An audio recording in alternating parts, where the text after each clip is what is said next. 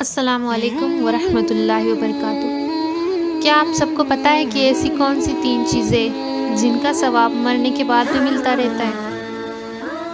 حضور اقدس صلی اللہ علیہ وسلم کا پاک ارشاد ہے کہ جب آدمی مر جاتا ہے تو اس کے اعمال کا ثواب ختم ہو جاتا ہے، مگر 3 چیزیں ایسی ہیں جن کا ثواب مرنے کے بعد بھی ملتا رہتا ہے۔ ایک صدقہ جاریہ، دوسرا وہ علم جس سے لوگوں کو نفع پہنچتا رہے، تیسرا صالح اولاد جو اس کے لیے مرنے کے بعد دعا کرتی رہے۔ حضور اقدس صلی اللہ علیہ وسلم نے ان میں سے 3 چیزیں حدیث پاک میں ذکر فرمائی ہیں۔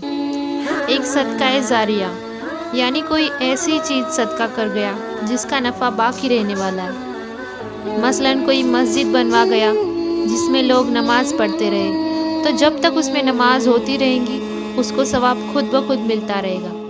اسی طرح سے کوئی مسافر خانہ، کوئی مکان کسی دینی کام کے لیے بنوا کر وقف کر گیا جس سے مسلمانوں کو یا دینی کاموں کو نفع پہنچتا رہے، تو اس کو اس نفع کا ثواب ملتا رہے گا۔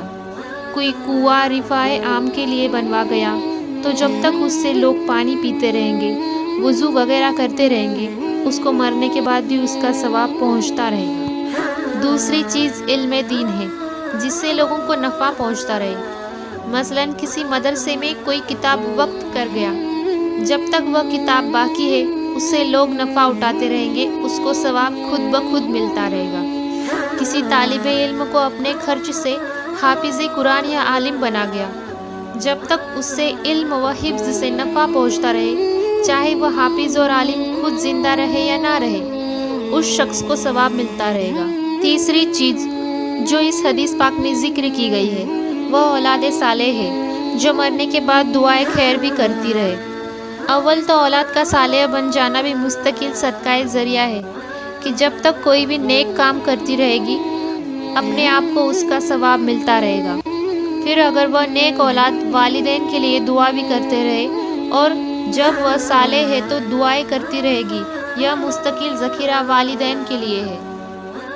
حدیث میں ایک نیک عورت کا قصہ آیا ہے جس کو باہتا کہتے تھے، بڑی کثرت سے عبادت کرنے والی تھی۔ جب اس کا انتقال ہونے لگا تو اس نے اپنا سر آسمان کی طرف اٹھایا اور کہا، اے وہ ذات جو میرا توشہ اور میرا ذخیرہ ہے اور اسی پر میری زندگی اور موت پہ بھروسہ ہے، مجھے مرتے وقت رسوا نہ کیجیو اور قبر میں مجھے وحشت میں نہ رکھیو۔ جب وہ انتقال کر گئی تو اس کے لڑکے نے یہ اہتمام شروع کر دیا کہ وہ ہر جمعہ کو ماں کی قبر پر جاتا اور قرآن شریف پڑھ کر اس کو ثواب بخشتا اور اس کے لیے اور قبرستان والوں کے لیے دعا کرتا۔ ایک دن اس لڑکے نے اپنی ماں کو خواب میں دیکھا اور پوچھا، اماں تمہارا کیا حال ہے؟ ماں نے جواب دیا، موت کی سختی بڑی سخت چیز ہے، میں اللہ کی رحمت سے قبر میں بڑی راحت سے ہوں، ریحان میرے نیچے بچھی ہوئی ہے، ریشم کے تکیے لگے ہوئے ہیں، قیامت تک مجھے یہی برتاؤ میرے ساتھ رہے گا۔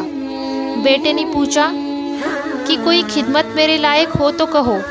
اس نے کہا کہ تو ہر جمعہ میرے پاس آ کر قرآن پاک پڑھتا ہے، اس کو نہ چھوڑنا۔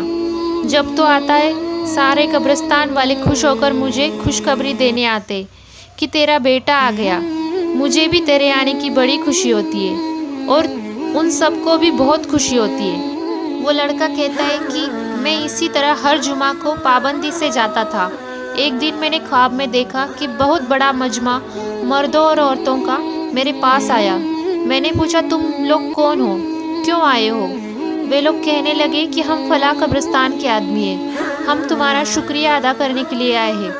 تم جو ہر جمعہ کو ہمارے پاس آتے ہو اور ہمارے لیے دعائیں مغفرت کرتے ہو، اس سے ہم کو بڑی خوشی ہوتی ہے، اس کو جاری رکھنا۔